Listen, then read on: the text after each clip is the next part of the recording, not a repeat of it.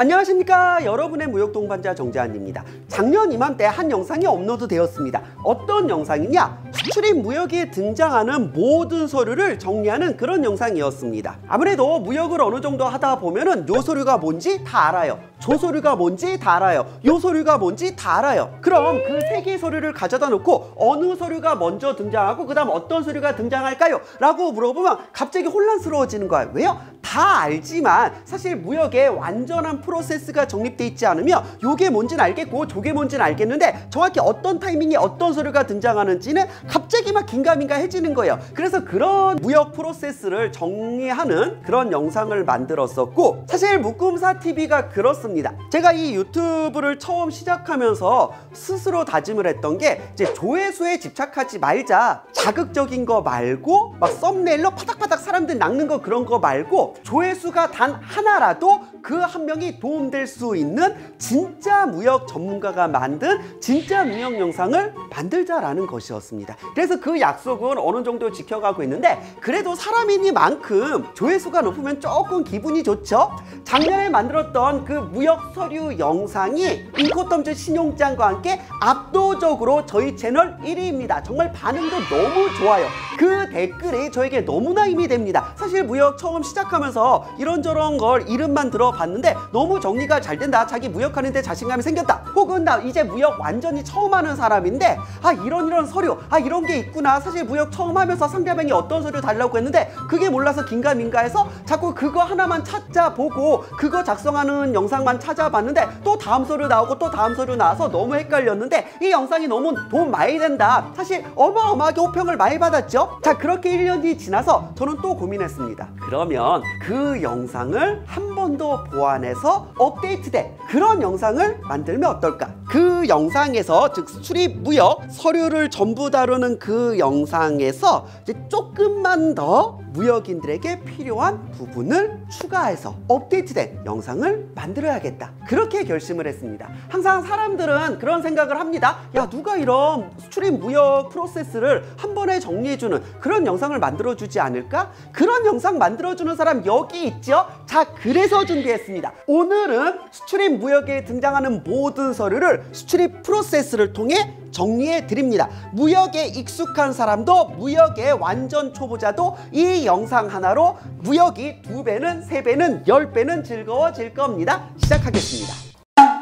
무역계약의 당사자를 실무에서는 수출자, 수입자라고 말하기도 하지만 보통 법에서는 매도인과 매수인이라고 합니다. 파는 사람 매도인, 사는 사람 매수인이죠. 자, 그래서 제 영상에서는 매도인과 매수인이라는 표현을 좀 사용하겠습니다. 무역이라는 건 별게 아니에요. 매도인과 매수인, 즉 팔겠다는 의사와 사겠다는 의사가 합치되면 됩니다. 그럼 무역은 보통 어떻게 먼저 시작됩니까? 매수인부터 시작합니다. 매수인이 막 검색을 하다가 혹은 광고를 보다가 혹은 박람회를 가서 어떤 아이템을 발견했습니다. 저거 한국에 수입해서 팔면 굉장히 대박 날 것 같은데, 혹은 외국에서 저거 우리나라에서 수입해서 팔면 되게 대박 날 것 같은데, 누구나 이런 생각을 하죠. 그래서 이제 판매자 매도인에게 메일을 보냅니다. 우리가 너한테 이런 물건이 관심이 있는데 그거 혹시 너는 어떤 조건으로 파니? 그럼 매도인은요, 오예, 고객이 왔어. 자, 그러면 이제 답장을 해야 됩니다. 우리는 이런 조건으로 너에게 물건을 팝니다라고 정식으로 거래 제의, 즉 견적서를 보내면서 정식으로 거래 제의를 해야겠죠. 우리는 그것을 뭐라고 합니까? 오퍼시트라고 합니다. 오퍼시트가 뭐예요? 매도 청약서라고 해서 이제 매도인이 나는 이런 조건으로 너에게 물건을 팔겠다라는 견적서이자 정식 거래 제의서를 말합니다. 자, 그래서 법적인 양식은 정해져 있지 않아요. 누가 누구에게 어떤 조건으로 어떻게 물건을 파는지가 나와 있습니다.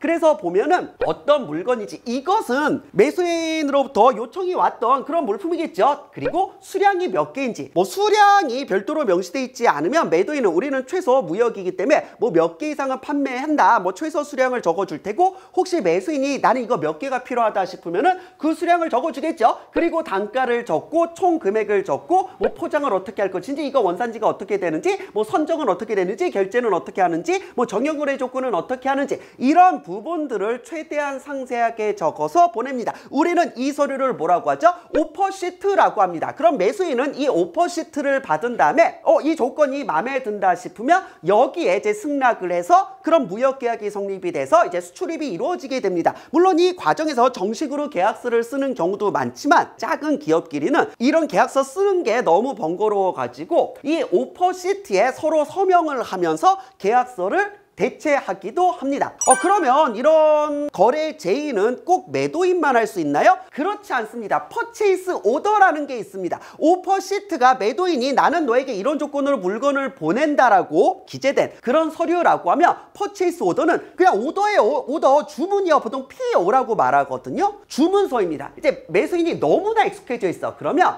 이제 매수인이 그 물건 어떻게 파니 이게 아니라 바로 그냥 주문서를 넣어버리는 거야. 일종의 발주서 같은 거죠. 나는 너한테 이런 조건으로 이렇게 물건을 구매하고 싶다. 그래서 매수인이 매도인한테 먼저 이제 주문서를 집어넣고 발주서죠. 여기에 매도인이 동의하면 이제 계약이 성립되고 수출입이 시작됩니다. 자, 그래서 무역의 시작은 뭐예요? 매도인이 먼저 보내는 오퍼시트이던가 매수인이 먼저 보내는 퍼체이스 오더라던가 보통 첫 계약 때에는 매도인이 오퍼시트를 먼저 보내게 되고 나중에 어느 정도 이제 계약 조건이 합의가 되었으면 이제 그때 이제 주문을 하는 거죠. 발주를 하는 거죠. 이제 매수인이 퍼체이스 오더를 보내게 됩니다. 자, 퍼체이스 오더를 뭐라고 해요? PO라고 말하기도 합니다. 자, 이렇게 오퍼시트든 퍼체이스 오더든 누구 하나가 무언가를 보내서 거기에 상대방이 동의를 해서 계약이 성립됩니다.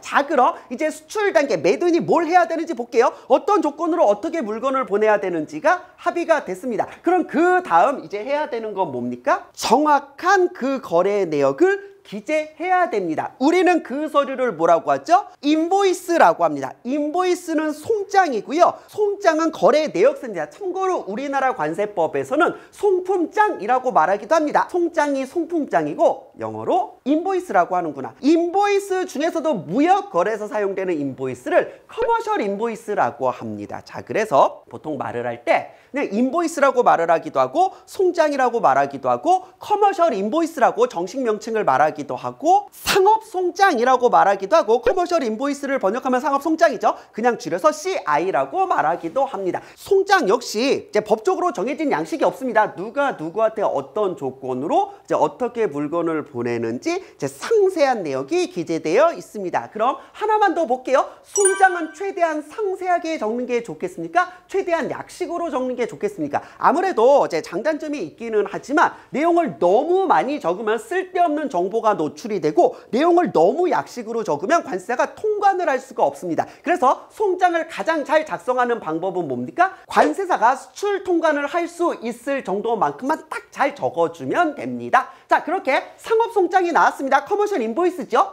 그럼 그 다음 상업 송장과 세트처럼 움직이는 서류가 있습니다. 패킹 리스트, 포장 명세서, 줄여서 PL이라고 합니다. 이 서류는 뭐예요? 보면 알겠지만 송장이랑 똑같이 생겼습니다. 뭐만 다릅니까? 송장에는 금액적인 부분이 적혀 있다라고 하면 이 포장 명세서는 금액적인 부분을 제외한 순중량, 총중량, 포장 방법 등이 기재되어 있습니다. 순중량, 총중량은 뭐예요? 총중량은 이미 포장이 끝난 상태에서 그 중량을 말하고 순중량은 포장을 제외한 그 중량을 말합니다. 우리 택배 같은 거 보낼 때 그 물품을 뽁뽁이로 감아서 택배 박스에 집어넣어서 테이프를 붙이죠. 그리고 그 상태로 무게를 잴 겁니다. 이게 총 중량이고요. 그럼 총 중량에는 그 박스 무게와 안에 그 뽁뽁이 무게가 포함되어 있을 겁니다. 그러면 그 박스와 뽁뽁이 무게를 제외한 실제 물품의 중량이 순중량입니다. 자, 그래서 포장 명세서에는 그로스 웨이트 총 중량, 넷 웨이트 순중량, 다음에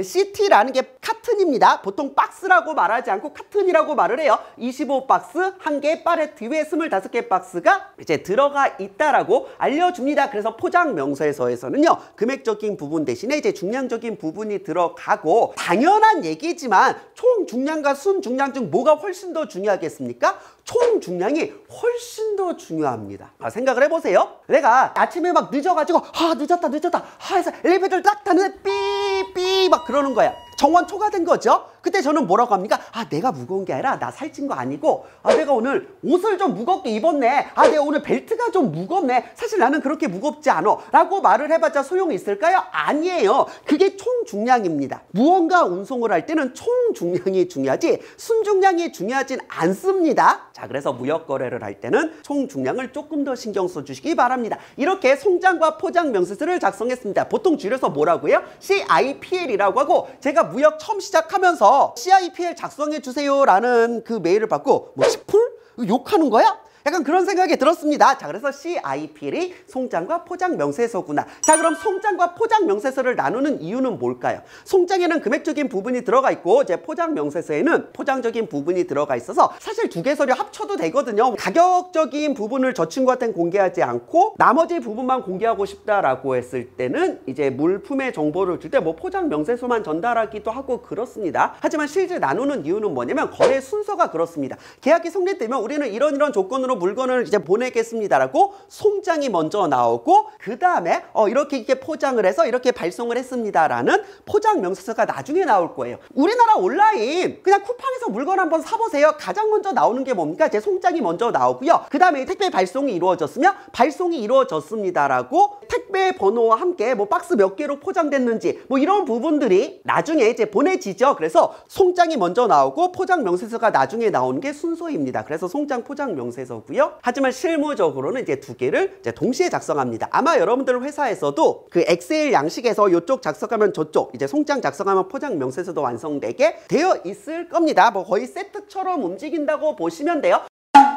송장과 포장 명세서를 작성했습니다. 그 다음 해야 되는 게 뭡니까? 수출 신고를 해야 됩니다. 자, 수출 신고를 해야 보낼 수가 있죠. 그럼 수출 신고는 언제 하는 겁니까? 운송계약 상관없습니다. 물론 이제 운송 비용이 얼마인지 알아야 될 때가 있지만 기본적으로 수출 신고는 송장과 포장 명세서만 있으면 할 수 있습니다. 자, 그래서 송장과 포장 명세서를 이제 담당 관세사한테 던져줍니다. 물론 담당 관세사가 없으면 없나요? 담당 관세사가 없을 수 있나요? 지금 이 영상을 보고 계신데 담당 관세사가 없으시다고요? 아니죠. 담당 관세사가 있습니다. 정재환 묶음사 관세사무소 정재환이 여러분의 담당 관세사가 되어드립니다. 잠깐 이제 홍보 좀 했습니다. 송장과 포장 명세서만 이제 전달해주면 이제 관세사가 수출 신고를 해주는구나. 자, 그렇게 하면 수출 신고 필증이라는 게 나오고, 물론 수출 신고 필증이라고 얘기하지 않고 우리는 보통 뭐라고 얘기합니까? 수출 면장이라고 얘기합니다. 그래서 저희 거래처는요, 관사님 면장 끊어주세요 라고 합니다. 아, 그래서 수출 신고하고 뭐 수출 신고 필증을 발급해 주세요가 아니라 수출 면장 끊어주세요. 서류 보냈으니까 CIPL 보냈으니까 면장 끊어주세요 라고 말을 합니다. 자, 그러면 수출 신고하는데 시간이 얼마나 걸릴까요? 4시 47분에 저희 관세사 통관 프로그램에서 관세청 사이트죠,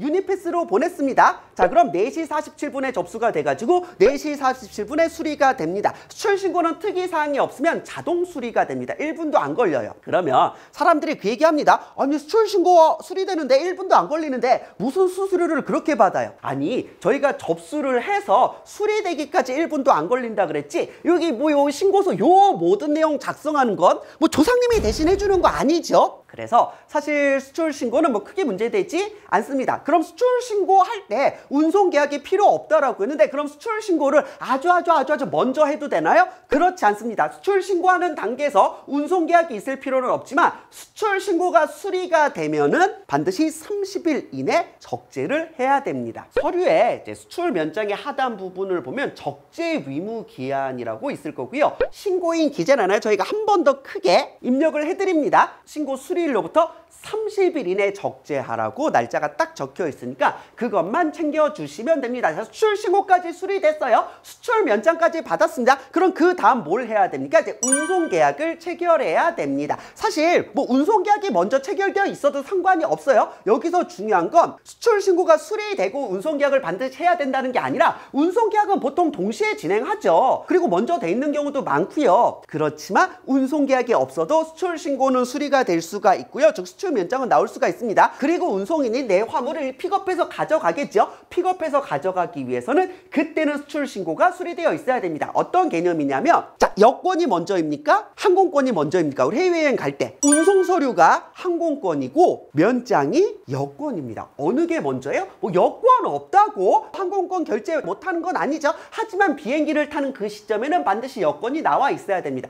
똑같습니다. 수출 신고 수리되지 않았다고 운송 계약을 못하는 건 아니에요. 하지만 운송인이 화물을 픽업해가는 그 시점에는 반드시 수출 신고가 수리되어 있어야 됩니다. 자, 이 순서 기억해 주시고요. 운송은 크게 해상 운송 아니면 항공 운송입니다. 결국은 둘 중 하나예요. 물론 이제 육상 운송까지 해서 둘 이상의 운송을 결합한 복합 운송이라는 개념도 있는데 실무적으로는 해상 아니면 항공입니다. 권사님, 아니 정쌤, 그런 게 어딨어? 아니 해상 항공 내가 수업 시간에 육상도 있다라고 했는데 육상을 왜 빼요? 우리나라는 삼면이 바다고 육상 위에 하나 있는데 거기 지금 막혀 있죠? 만일 저는 여러분들의 육상 전문가입니다. 제가 육상 최고예요 라고 말하면 그게 말이 됩니까? 육상이 막혀 있는데 제가 만일 육상 전문가라고 말하면 딱 어떤 느낌입니까? 막 집에 가서 그런 노래 부를 사람 같죠? 반갑습니다 반갑습니다 위대하신 수령님. 그리고 저는 김밥도 꼭 어디 가서 사 먹습니까?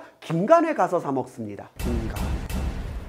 중요하지 않아요. 자, 어찌됐건 이제 실무는 해상 운송 아니면 항공 운송입니다. 해상 운송 계약을 체결하면 나오는 서류, 이거 절대 빌 오브 레이딩이라고 읽으면 안 돼요. 그거 되게 부끄럽습니다. 아, 그렇잖아. 우리 막 이렇게 발로 밟는 게임기 있죠. 이거 DDR이라고 하지.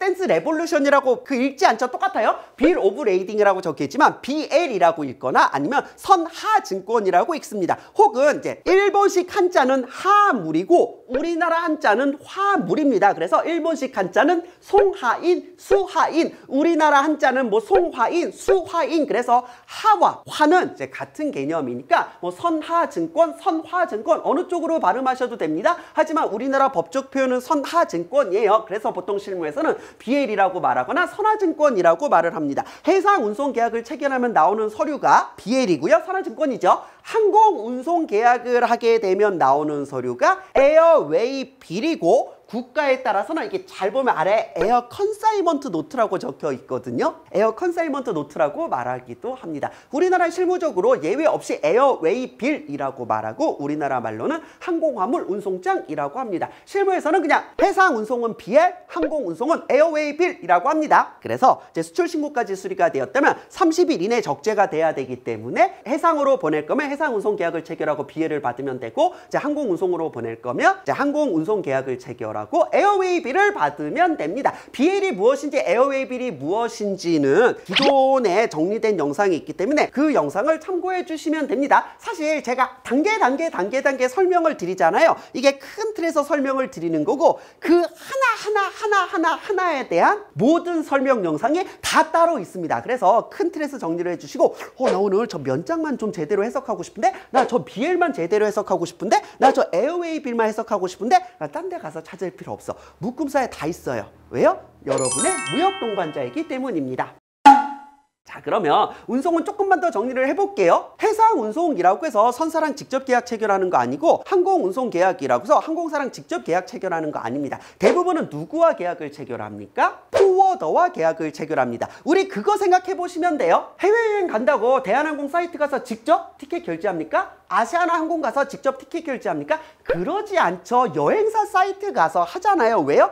여행사가 항공사한테 이제 대량으로 좌석을 구매해서 각각의 고객한테 싸게 판매하는 그런 개념이죠. 똑같습니다. 자, 보세요. 운송계약이라고 하면은 이제 송하인이 운송인한테 지시하는 거예요. 수하인한테 화물 좀 전달해 달라고. 요것부터 좀 봐야겠네요. 송하인은 화물을 보내는 사람, 수하인은 화물을 받는 사람이죠. 물론 송화인, 수화인 해도 됩니다. 그리고 수하인을 영어로 뭐라고 합니까? 물건을 받는 사람 컨사인이라고 하고요. 그럼 송하인은 컨사인이에 대응되는 개념으로 컨사이너라고 말하기도 하지만 대부분은 쉬퍼라고 말할 겁니다. 왜요? 송하인이 운송인한테 계약을 체결하고 화물을 넘기는 행위를 선적한다라고 하고 이것을 영어로 쉽먼트라고 해서 쉽먼트를 하는 사람 쉬퍼라고 말을 합니다. 자, 이것도 초반엔 정리를 하셔야 돼요. 아니 왜 받는 사람이 컨사인인데 보내는 사람은 쉬퍼지? 대부분 그렇게 말합니다. 즉 쉬퍼 대신 컨사이너라고 말을 해도 되지만 쉬퍼라고 말을 하는 경우가 되게 많아요. 서류에도 그렇게 되어 있죠. 결국 이 운송계약이라는 건 송하인이 운송인한테 지시하는 겁니다. 저 수하인한테 물건 좀 전달해 달라고. 택배도 똑같잖아요. 택배 운송계약은 뭐예요? 보내는 사람이 택배 기사님한테 지시하는 겁니다. 저 받는 사람, 적힌 사람한테 물건 좀 전달해 달라고 똑같습니다. 자, 그래서 이 운송인은 선사가 될 수도 있고 항공사가 될 수도 있지만 여행사 같은 개념이 등장했죠. 포워더가 등장합니다. 실무에서는 포워딩이라고 말하기도 하고 우리나라 말로는 이제 운송주선인 운송주선업자라고 말하는 포워더가 등장합니다. 포워더가 하는 일은 뭐예요? 선산항공사한테 이제 컨테이너를 받아옵니다. 여행사가 하는 거랑 똑같은 거예요. 대량으로 받아오죠. 컨테이너당 얼마에 보낼 수 있게 이제 계약을 체결해서 받아온 다음에 이제 각각의 고객한테 그 스페이스를 조금씩 파는 겁니다. 자, 그래서 실무적으로는 포워더와 업무를 하게 되는 경우가 굉장히 많습니다.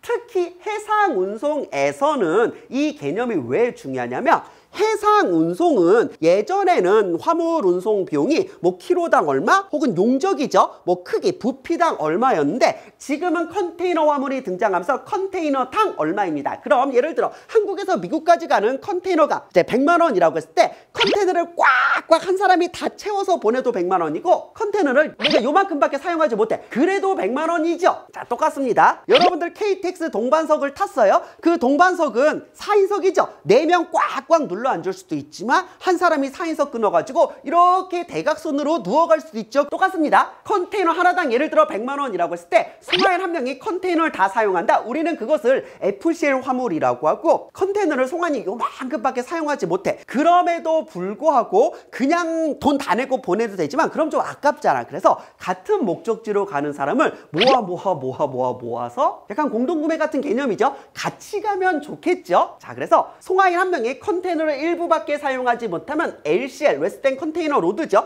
LCL 화물이라고 해서 포워더의 역할은 뭡니까? 같은 목적지로 가는 여러 명의 LCL 화물을 모아서 하나의 컨테이너로 보내주는 겁니다. 그렇게 포워더라는 개념이 또 등장을 했어요. 그럼 포워더가 등장하면서 이제 운송 계약이 어떻게 바뀌고 BL이 어떻게 바뀌는지는 또 찍어놓은 영상이 있기 때문에 기존 영상을 참고해 주시면 좋을 것 같습니다. 아, 그리고 운송계약 누가 체결하죠? 아니, 매도인이 운송계약을 체결하고 운송비용을 내나요? 매수인이 운송계약을 체결하고 운송비용을 내나요? 자, 이것은 오퍼 시트나 퍼체이스 오더 그 단계에서 반드시 명시가 되어 있습니다. 인코텀즈라는 정형거래 조건을 사용하게 되고요. 자, 우리 그냥 힘들게 볼 필요 없습니다. E나 F로 시작하는 건 매수인이 운송계약을 체결하고 매수인이 운송비용을 냅니다. 이걸 다른 말로 뭐라고 하죠? 착불이죠. C로 시작하는 건 매도인이 운송계약을 체결하고 운송비용을 냅니다. 그리고 이 FC는 선적지 인도라고 하여서 보낼 때만 멀쩡하면 됩니다. 운송 중 발생하는 사고에 대해 매도인이 책임질 필요가 없어요. 그럼 D로 시작하는 건 뭡니까? 매도인이 운송계약 체결하고 운송비용 냅니다. 플러스 목적지 도착할 때까지 화물의 상태에 대해 책임을 져야 됩니다. 즉, 이 FC가 보낼 때만 멀쩡하면 되고 D가 받을 때까지 멀쩡해야 되고, 그리고 E나 F는 매수인이 운송계약 체결하고 운송비용 내고, C 매도인이 운송계약 체결하고 운송비용 내고, D 매도인이 운송계약 체결하고 운송비용 내고, 하지만 D는 목적지 도착할 때까지 멀쩡해야 된다. 이런 정형거래 조건은 이제 무역을 하는 사람이라면 반드시 알고 계셔야 됩니다.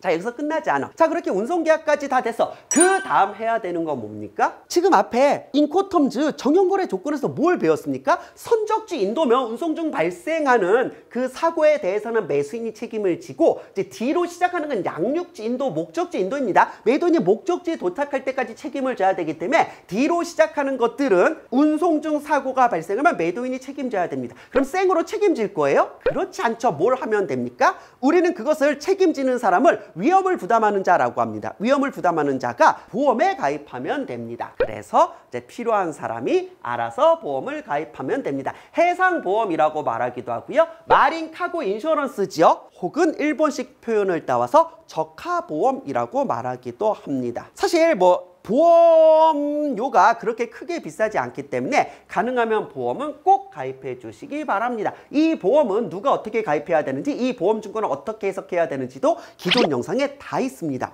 와, 이 묶음사에 없는 게 없네? 자, 그렇게 가능하면 보험 계약까지 체결했어요. 자, 다음 이제 출항이 확인됐습니다. 사실 운송계약 체결하고 운송서류 나왔다고 바로 출항하고 그런 거 아니거든요. 사람 해외여행 가는 거랑 똑같습니다. 내가 항공권 가지고 내가 비행기 티켓 가지고 공항 가서 체크인 했다고 바로 즉시 비행기 뜨는 건 아니죠. 비행기는 조금 이따 뜰 수가 있습니다. 특히 이런 무역은요, 뭐 하루 이틀 딜레이 되고 그런 거 일도 아니에요. 자, 그래서 출항까지 확인을 합니다. 출항까지 확인했다. 그럼 그 다음부터는 뭘 할 수가 있습니까? 원산지 증명서를 발행할 수가 있습니다. 특히 FTA 원산지 증명서 말하는 거예요. 예외 없이 수입국 매수인이 요구할 겁니다. 야, 그거 우리나라에서 관세 몇 프로인데 원산지 증명서 있으면 FTA 위과 0% 되니까 원산지 증명서 줘라. 그럼 원산지 증명서는 어느 타이밍에 나오는 거예요? 출항이 확인되고 나서입니다. 여기서 큰 틀로 정리를 좀 해볼게요. 송장 먼저 작성합니다. 포장 명세서 작성합니다. 그래야 수출 면장이 나와요. 수출 면장이 나와야 이제 운송 계약이 체결되면서 이제 운송인이 화물을 가져갈 수가 있습니다.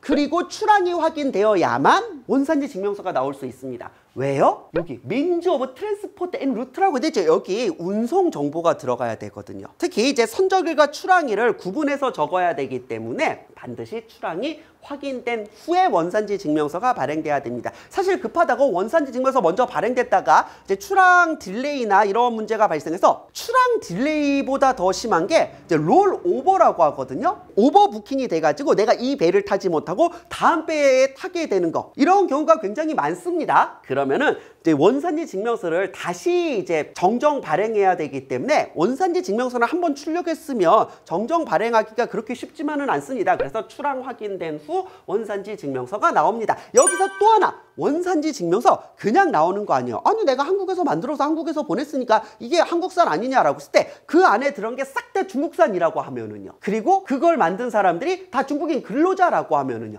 그리고 거기 사용된 공장의 기계가 싹 다 중국산이라고 하면은요, 과연 한국에서 만들었다고 한국산이라고 말할 수 있을까요? 그렇지 않죠. 자, 이것을 어느 나라산으로 보느냐는 FTA마다 다릅니다. 예를 들어 이렇게 볼게요. 아르헨티나에서 태어난 소를 미국에서 키워서 한국에서 도축을 해서 스테이크를 만들었습니다. 그럼 이 스테이크는 어느 나라산이에요?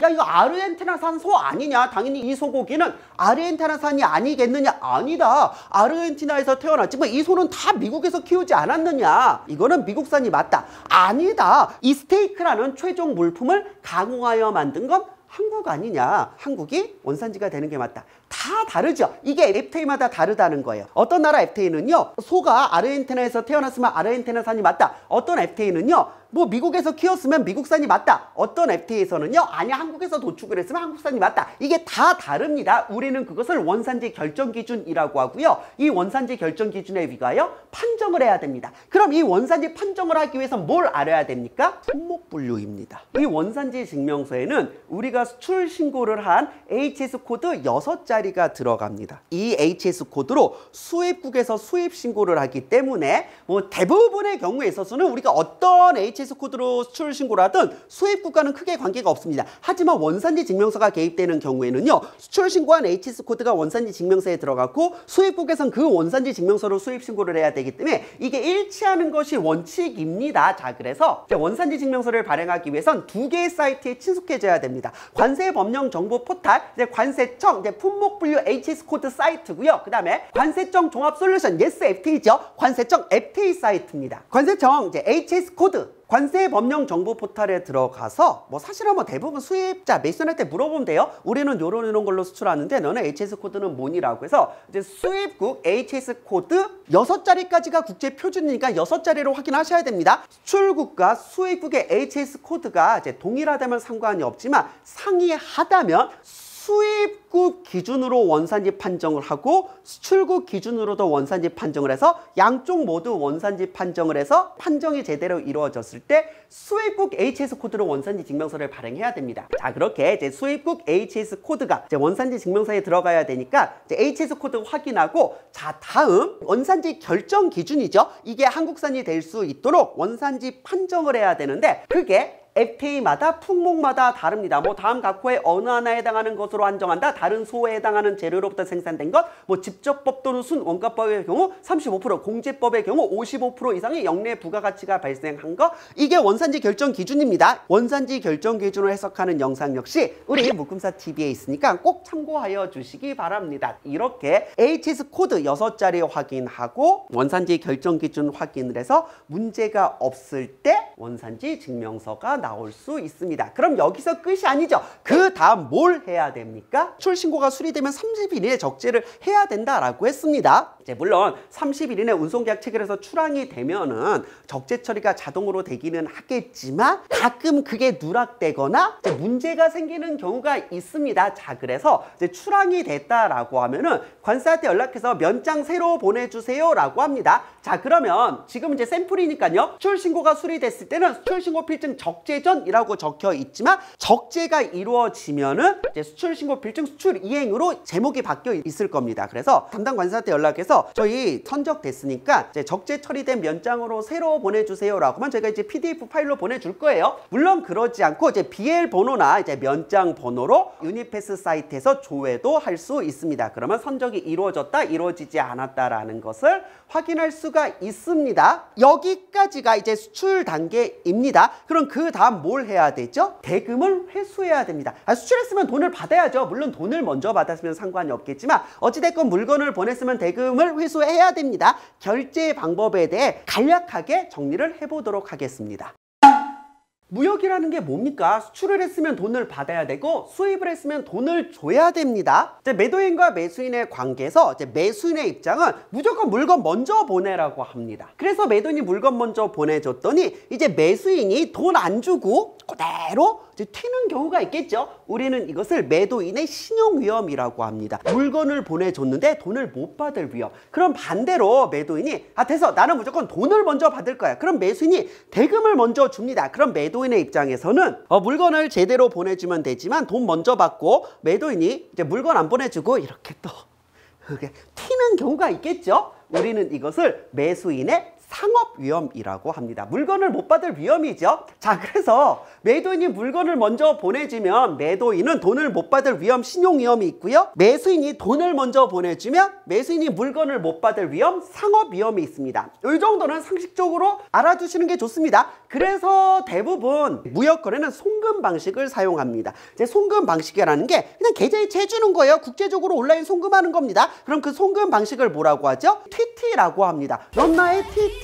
두근두근 뿅뿅, 이거 말고 텔레그래픽 트랜스퍼, 이제 전신환이죠. 이제 TT라고 말하면 그게 송금을 말하고요. 이제 송금을 뭐 먼저 하느냐 나중에 하느냐는 당사자 간 그 관계에 따라 이제 결정이 될 겁니다. 사실 송금 방식은 누구 하나가 리스크를 100% 부담해야 됩니다. 상업위험이 됐건 신용위험이 됐건 누군가가 리스크를 100% 부담하죠. 그래서 나오는 게 뭡니까? 빌 오브 익스체인지, 환어음이라는 개념이 등장합니다. 이제 환어음에 대한 영상도 정리가 되어 있는데 환어음이란 뭐예요? 대금 청구서입니다. 앞서 봤던 뭐 송장이나 포장명서, BL, 원산지 증명서, 이런 서류들을 자신의 거래은행으로 보내면서 빌 오브 익스체인지 환어음입니다. 영어로는 드래프트라고 말하기도 해요. 환어음을 같이 보냅니다. 그럼 매도인의 거래은행이 이것을 매수인의 거래은행으로 보내고 매수인의 거래은행이 이것을 매수인한테 전달을 해서 매수인이 결제를 하면 이런 서류를 넘겨줍니다. 우리는 이것을 콜렉션, 추심 방식이라고 말을 많이 합니다. 자, 그래서 송금 방식은 누구 하나가 리스크를 너무 많이 부담해야 되지 않냐, 이것이 부담된다라고 했을 때 이제 추심 방식을 어느 정도 대안으로 활용할 수가 있고요.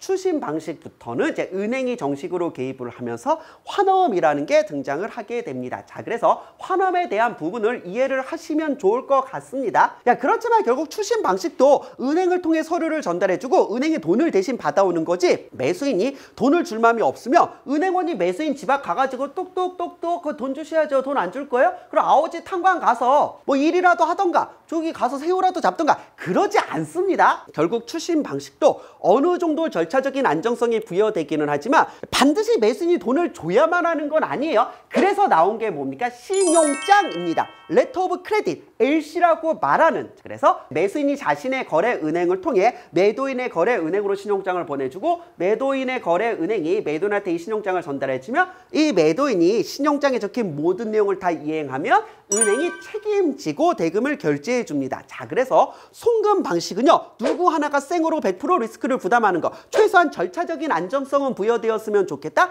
그래서 추심 방식이 나왔고요. 추심 방식 역시 은행이 어떠한 지급 보증을 하는 건 아니지 않냐. 자, 그래서 추심 방식처럼 은행의 서비스를 이용하되 여기에 플러스 은행이 지급 보증까지 해주는 게 신용장입니다. 무역하는 사람이라고 하면 이 신용장은 정확하게 이해를 하셔야 됩니다. 자, 신용장은 이렇게 생겼습니다. 신용장은요, 정말로 공부해야 돼요. 신용장을 처음 보는 사람이 이런 신용장만 가지고 업무를 한다? 그건 물리적으로 불가능합니다. 자, 그래서 이제 신용장이 정확히 무엇인지, 사실 저희 묶음사 TV에 이제 압도적인 인기 순위 3개가 이 영상, 그리고 인포텀즈 정형거래 조건, 그리고 신용장입니다. 이제 신용장을 핸들링할 수 있을 때 우리가 진짜 무역 전문가가 됩니다. 자, 그래서 우리가 은행한테 서류를 보내면 은행에 최소한 어느 정도 지급 보증을 해줬으면 좋겠다. 그때 사용되는 것이 이제 신용장입니다.